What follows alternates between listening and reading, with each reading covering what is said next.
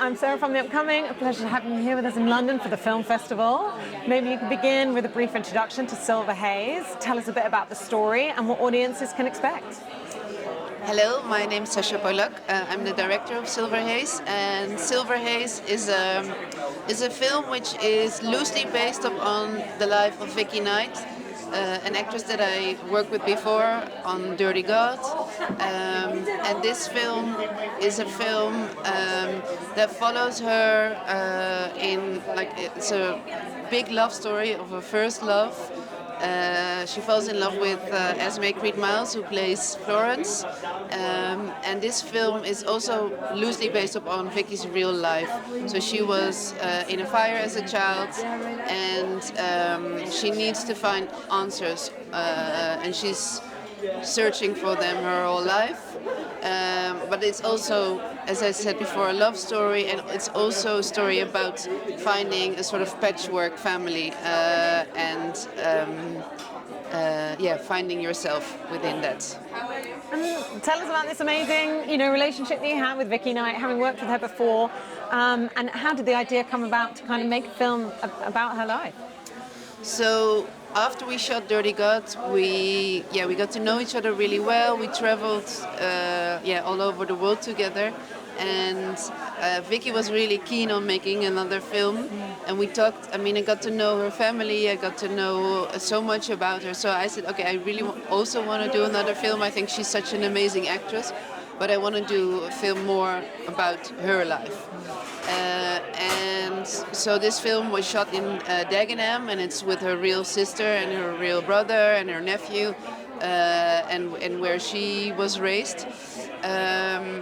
So it's around that, and I wrote a script and then we improvised around it. It was a film that was, like I said, no makeup, no wardrobe. Everybody brings their own stuff.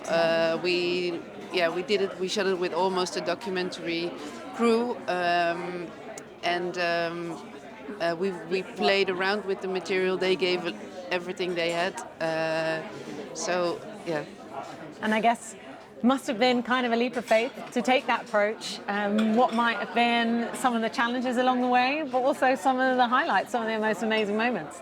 As I said, like we sometimes didn't know where we would shoot in the evening, so it was very, very chaotic. And that was very stressful at times. Also, I said no wardrobe, no makeup, but that meant that I had to call the actors every night. So you bring your green socks and your bikini, and don't forget this, please. So that was, sometimes stressful. For me, the highlight was working with such a small team and really doing it together, and it really felt like a family. That people gave so much love for this crazy project. And what do you hope people will take away from watching the film in terms of the themes or things that come out of it?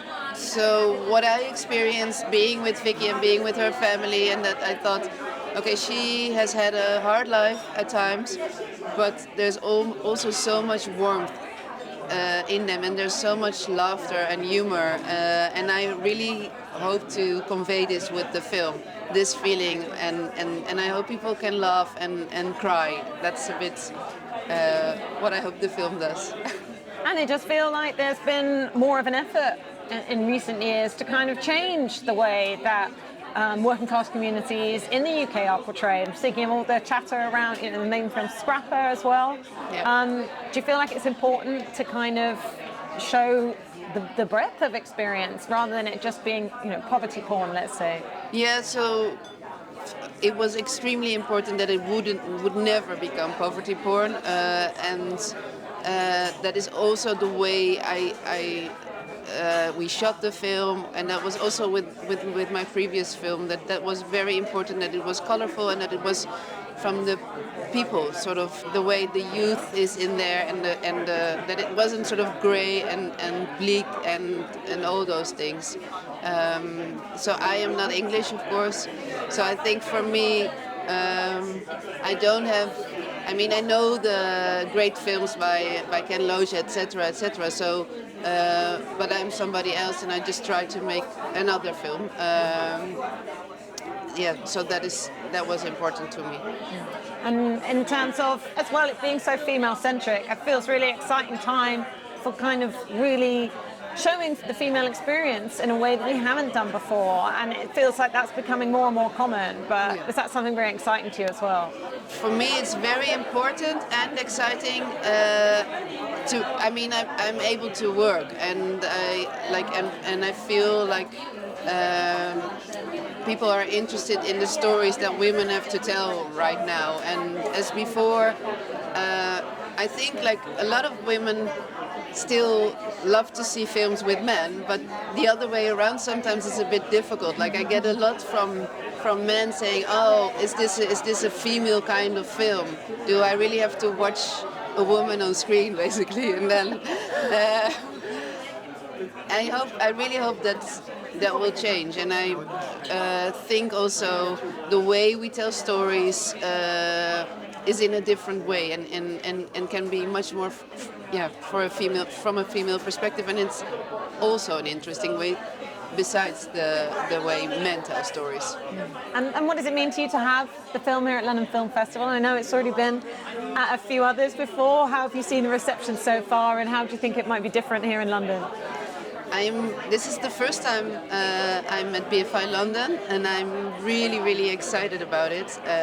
So it has always been a dream, so it's finally happening. And also this is, of course, the home of the film. It was made here. So I'm really nervous and excited, and so I really hope the reception will be good, but I have this excitement now.